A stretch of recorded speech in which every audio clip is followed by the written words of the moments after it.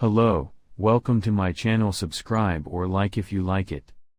Today we are going to talk about the medicine Oxycodone with brand names, Oxycontin, Xtampza ER, Roxicodone, Oxaydo, RoxyBond.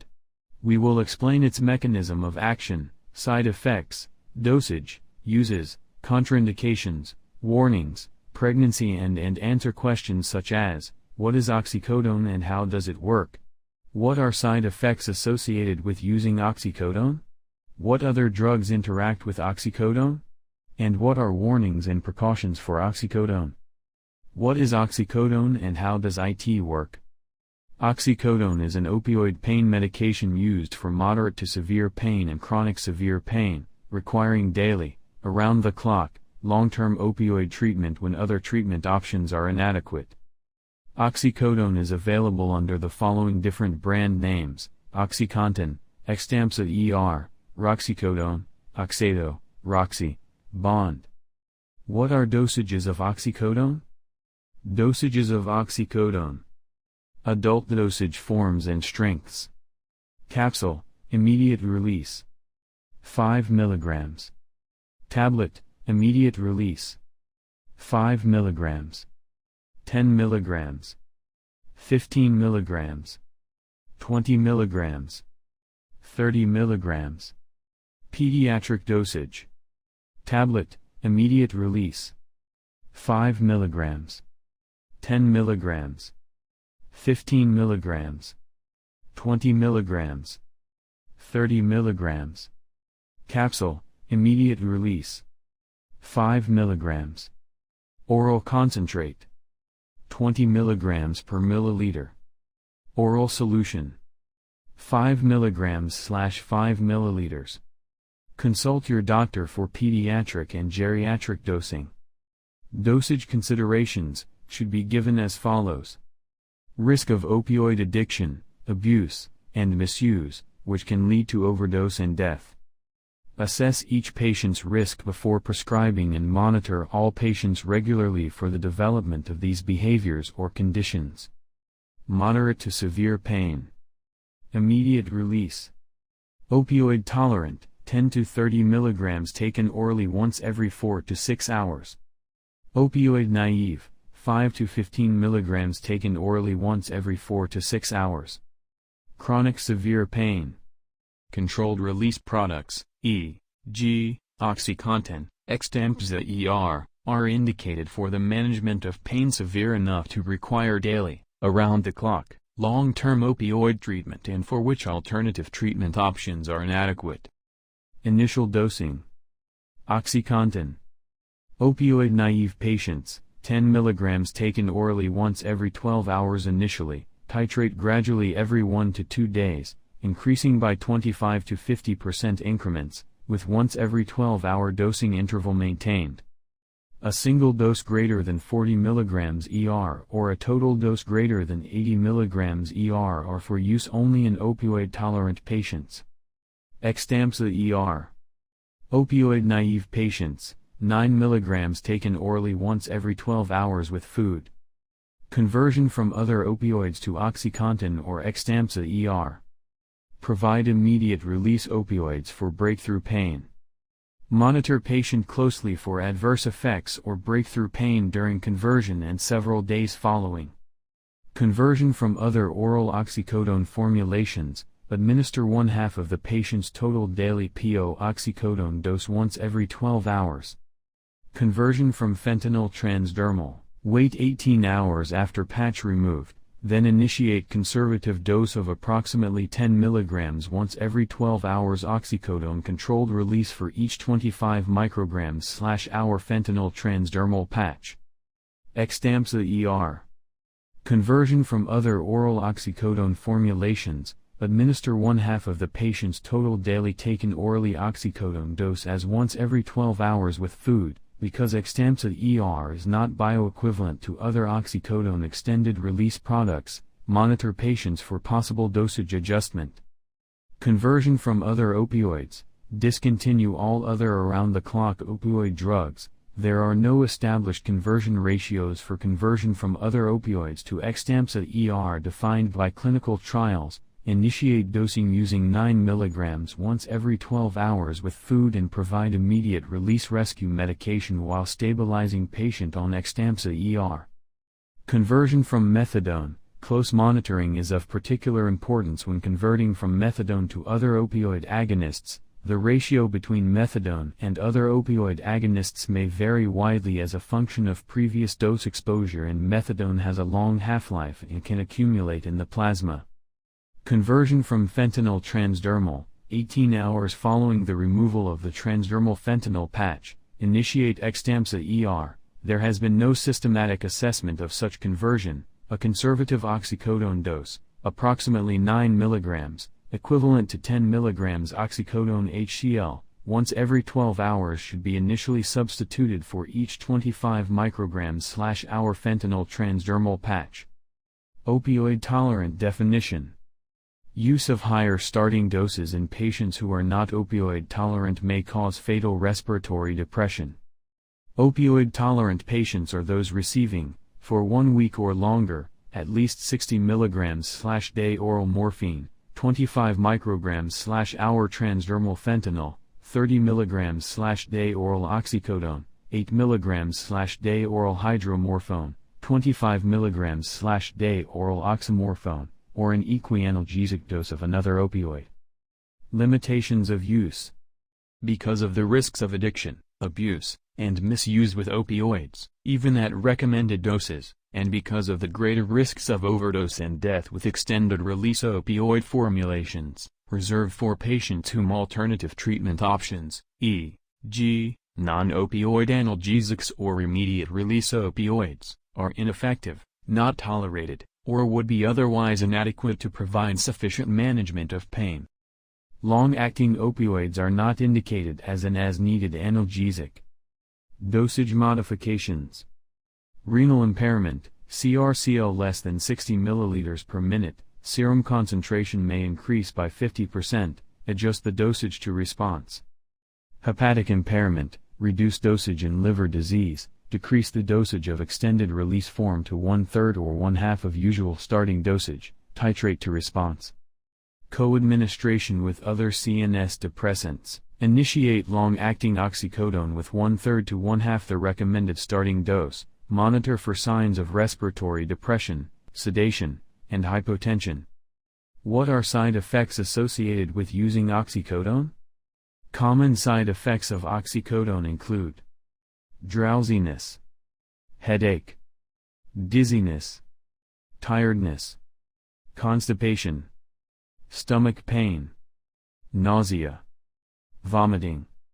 Serious side effects of oxycodone include hives, difficulty breathing, swelling of your face, lips, tongue, or throat, slow breathing with long pauses, blue-colored lips, difficulty to wake up, noisy breathing, sighing, shallow breathing, breathing that stops during sleep, slow heart rate or weak pulse, lightheadedness, confusion, unusual thoughts or behavior, seizure, nausea, vomiting, loss of appetite, dizziness, worsening tiredness or weakness, agitation, hallucinations, fever, sweating, shivering, fast heart rate, muscle stiffness,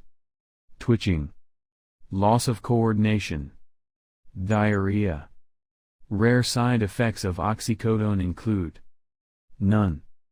This is not a complete list of side effects, and other serious side effects may occur. Call your doctor for information and medical advice about side effects. You may report side effects to FDA at 1-800-FDA 1088. What other drugs interact with oxycodone? If your doctor has directed you to use this medication for your condition, your doctor or pharmacist may already be aware of any possible drug interactions or side effects and may be monitoring you for them. Do not start, stop, or change the dosage of this medicine or any medicine before getting further information from your doctor, healthcare provider, or pharmacist first. Oxycodone has severe interaction with the drug alvimipam. Oxycodone has serious interactions with at least 72 other drugs. Oxycodone has moderate interactions with at least 258 other drugs. Oxycodone has mild interactions with at least 18 different drugs. This document does not contain all possible interactions. Therefore, before using this product, tell your doctor or pharmacist of all the products you use. Keep a list of all your medications with you, and share the list with your doctor and pharmacist. Check with your physician if you have health questions or concerns. What are warnings and precautions for oxycodone? Opioid medicine can slow or stop your breathing and death may occur. A person caring for you should give you naloxone and/or seek emergency medical attention if you have slow breathing with long pauses, blue-colored lips, or if you are hard to wake up. Keep out of reach of children. In case of overdose, get medical help or contact a poison control center immediately. Contraindications. Known or suspected GI obstruction, including paralytic ileus. Hypersensitivity, e.g., anaphylaxis, to oxycodone. Acute or severe bronchial asthma in an unmonitored setting or in the absence of resuscitative equipment. Effects of drug abuse. Risk of opioid addiction, abuse, and misuse, which can lead to overdose and death. Assess each patient's risk prior to prescribing and monitor all patients regularly for the development of these behaviors or conditions. Use caution in patients with anemia, cardiac arrhythmias, drug abuse or dependence, emotional lability, gallbladder disease, gout, head injury, renal/hepatic disease or impairment, hypoprothrombonemia, toxic psychosis, hypothyroidism, increased intracranial pressure, prostatic hypertrophy, renal impairment, seizures with epilepsy, thyrotoxicosis, urethral stricture, urinary tract surgery, vitamin K deficiency, anoxia, central nervous system, CNS, depression, hypercapnia, respiratory depression or disease, hypersensitivity to phenanthrene derivative opioid agonists, morbid obesity, untreated myxedema, adrenocortical insufficiency including Addison disease.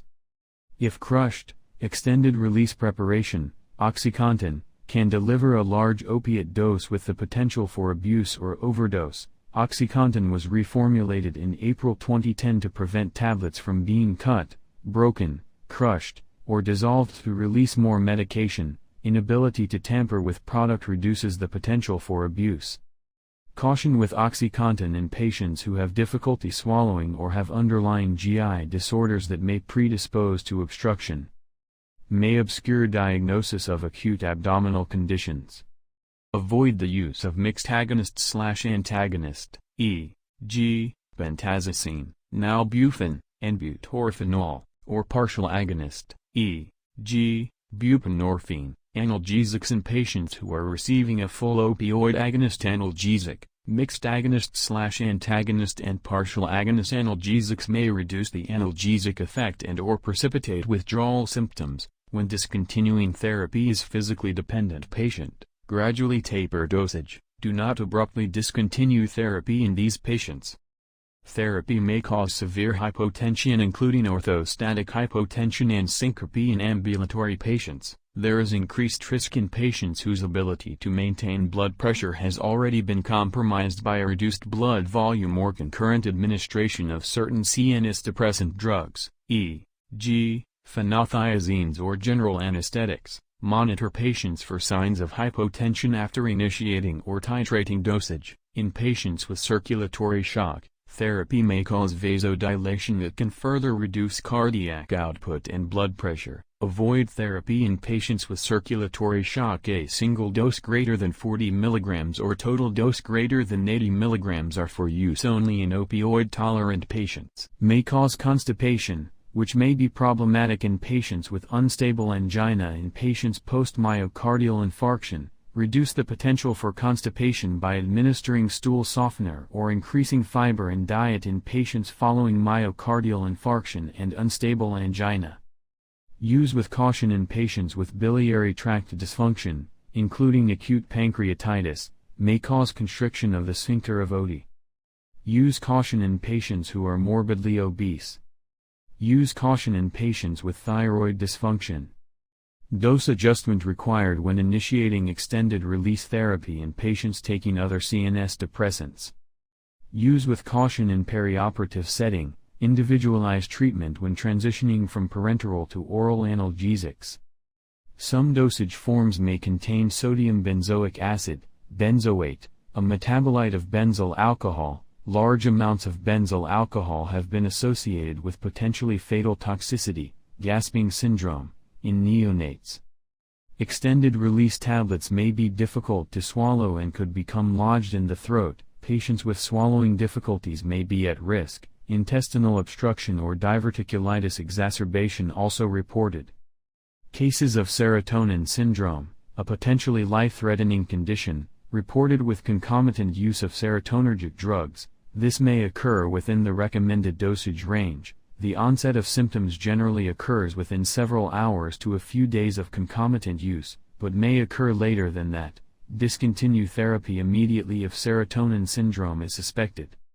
In patients who may be susceptible to intracranial effects of CO2 retention, e.g., those with evidence of increased intracranial pressure or brain tumors, therapy may reduce respiratory drive, and resultant CO2 retention can further increase intracranial pressure. Monitor such patients for signs of sedation and respiratory depression, particularly when initiating therapy. Opioids may obscure the clinical course in a patient with a head injury. Avoid the use in patients with impaired consciousness or coma.